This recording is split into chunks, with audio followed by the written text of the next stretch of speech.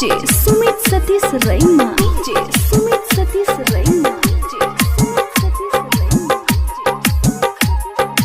अभी आप सुन रहे हैं लानित म्यूजिक की शानदार प्रस्तुति।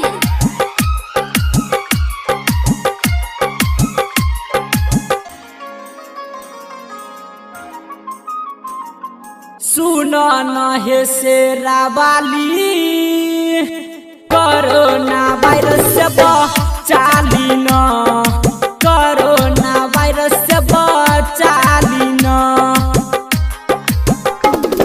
सुनो न हे शेरावाली कोरोना वायरस से बचाली न, कोरोना वायरस से बचाली न।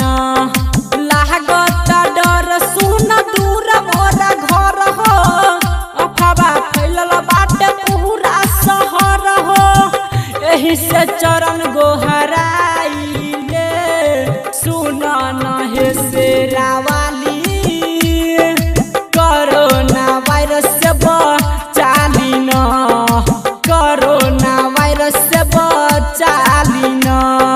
सुना न हे जोतावाली कोरोना वायरस से बचाली न, कोरोना वायरस से बचाली न।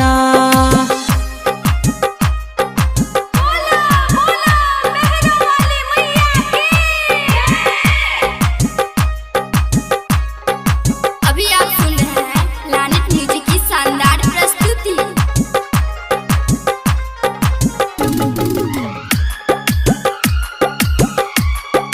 हाँ हाँ संसार नष्ट होई, दुख बारा कष्ट होई, कैसे के माई सुना रहब हो। हाँ हाँ संसार नष्ट होई, दुख बारा कष्ट होई, कैसे के माई सुना रहब हो, रहब हो।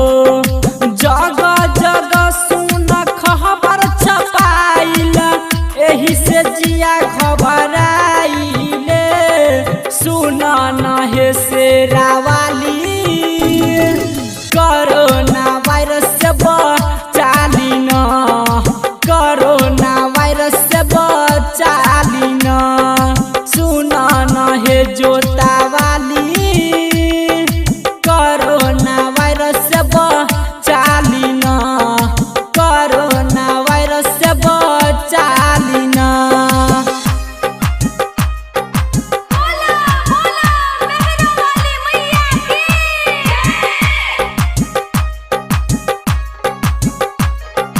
अभी आप सुन रहे हैं लानित म्यूजिक की शानदार प्रस्तुति।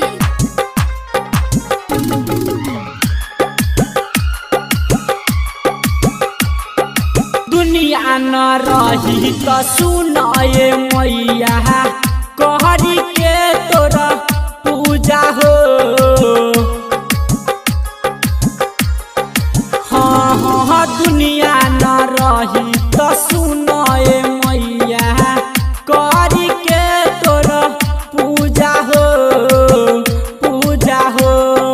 तोहरे चरण में सोहनाए मैया रमन जी भजन गाइले सुना न हे शेरावाली कोरोना वायरस से बचाली न,